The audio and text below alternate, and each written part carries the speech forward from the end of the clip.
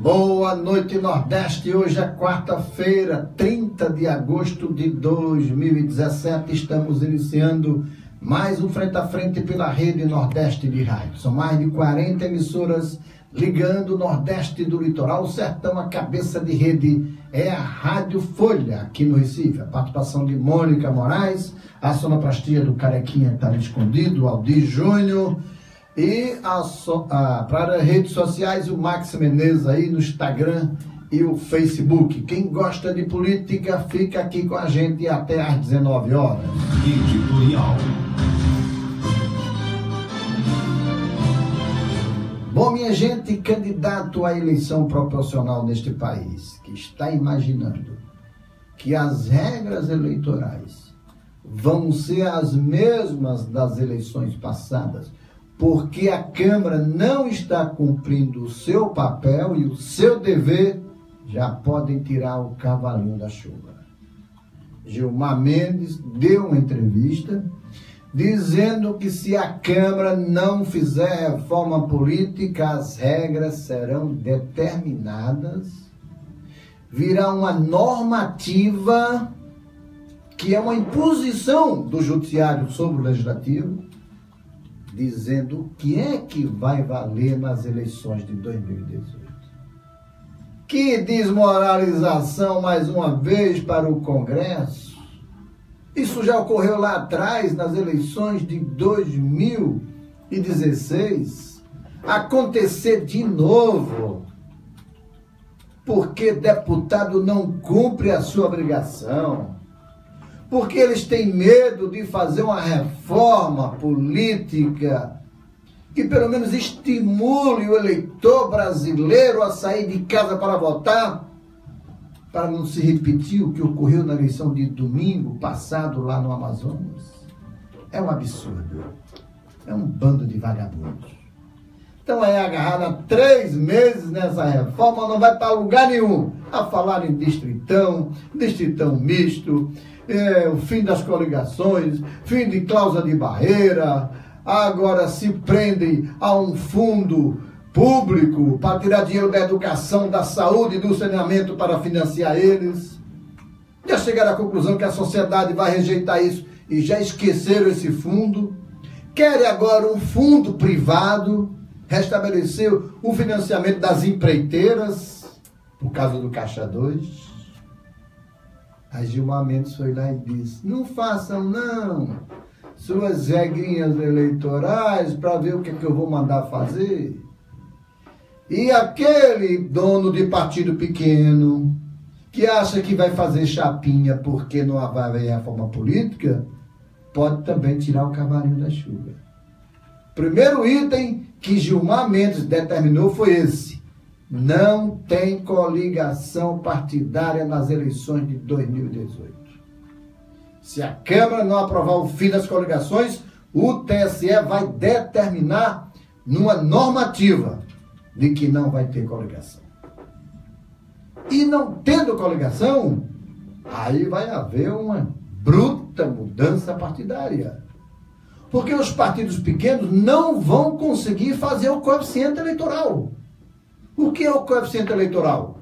Para se eleger um deputado federal, por exemplo, o partido tem que obter 150 mil votos, ou 200 mil votos, ou 180 mil votos, não sei precisamente o número. E a partir desta votação se elege o primeiro, com as sobras, o segundo, se chegar ao dobro dessa votação. É assim o coeficiente. E qual é o pequeno partido onde um deputado vai ter 120 mil votos? Nem aqui, nem na China. Então, o que vai funcionar, neste caso, determinado pelo TSE, será o mandatário do Gilmar Mendes pelo TSE.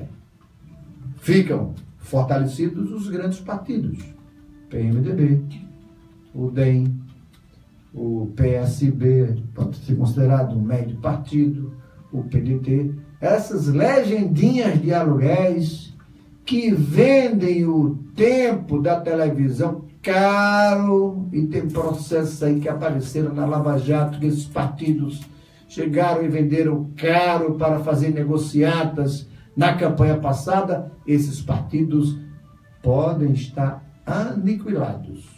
Aliás, criar um partido no país hoje, manter o partido virou um grande negócio. Porque chega a época da eleição, eles veem qual é aquele candidato que está bem posicionado na pesquisa e diz: olha, eu tenho 2 minutos na televisão, eu tenho 1 minuto, eu tenho meio minuto. Quanto você compra o meu horário na televisão? E é assim. A indústria da venda do tempo de televisão por esses partidos nanicos. Por isso que é bom acabar com essas coligações. Gilmar Mendes tem todas as razões. Eu falei hoje com o deputado Tadeu Alencar, que vai dar entrevista aqui para a gente, e Tadeu já disse: não, nós vamos abraçar essa reforma, ele faz parte da reforma política, da comissão da reforma política, e ele já disse que um dos itens praticamente consensuais é a questão do fim das coligações. Evidentemente que eles vão chegar a uma concessão nesta questão das coligações. Porque se eles não se entenderem, se não colocarem em votação, se não aprovarem em plenário, TSE vai lá, baixa aquela decisão ditatorial e diz: quem manda aqui no pedaço do Congresso sou eu. Que vergonha, Congresso Nacional! Faz o teu papel. Ele conhece de política, ele diz a verdade, abraça as causas do povo, ele diz a verdade. Magno Martins falou, tá falado, Magno Martins falou, tá falado. É hora de notícias. A Justiça Federal no Distrito Federal determinou a suspensão imediata de todo e qualquer ato administrativo que busque extinguir a Reserva Nacional do Cobre e associados à RENCA. A decisão liminar é do juiz Rolando Espanholo, da 21ª Vara Federal. Ela foi publicada nesta terça-feira. A Advocacia Geral da União informou que vai recorrer ao Tribunal Regional Federal da 1ª Região para suspender a liminar. O processo foi movido por um cidadão comum, na verdade, um cidadão atuante, né? Como devem ser todos que sonham por um país mais justo.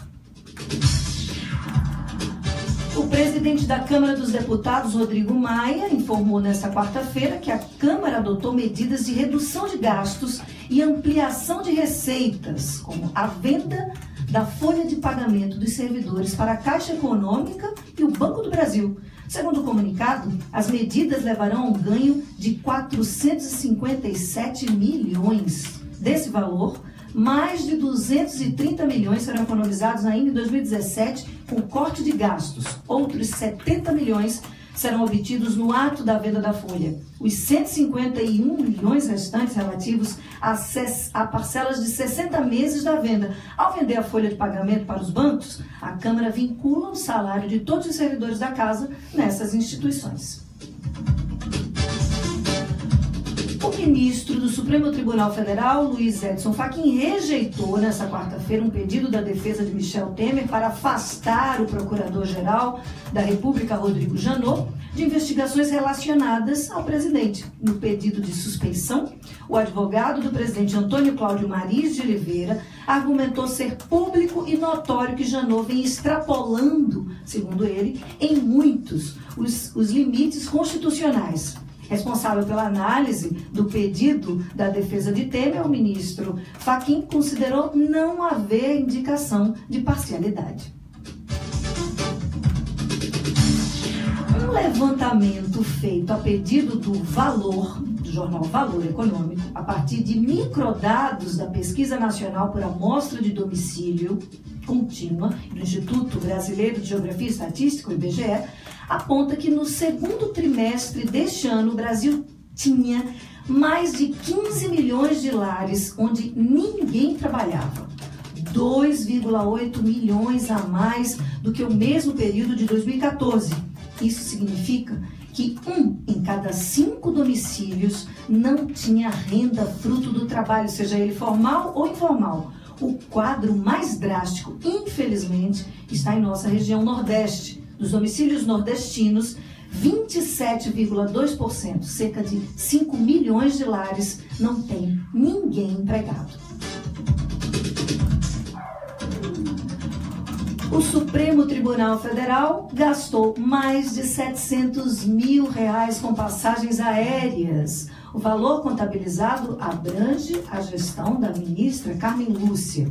Para 2017, cada ministro do Supremo Tribunal tem uma cota anual de mais de 50 mil reais, que pode ser usada apenas para voos no território nacional. Se algum integrante superar o teto, a corte deixa de pagar pelos deslocamentos. Apenas 3 dos 11 ministros do Supremo Tribunal Federal não aparecem nas planilhas de despesas com passagens aéreas: Marco Aurélio Melo, Celso de Mello e Carmen Lúcia. O jornal Estado de São Paulo noticiou, inclusive, que a presidente da corte costuma desembolsar do próprio bolso os gastos com os bilhetes, como a passagem emitida para o velório do ministro Teori Zavascki, morto em janeiro desse ano. Na ocasião, Carmen Lúcia afirmou a seus auxiliares que estava indo a um velório de um amigo. A ministra Carmen Lúcia é daquelas figuras que merecem o aplauso, o respeito pela conduta reta do judiciário brasileiro.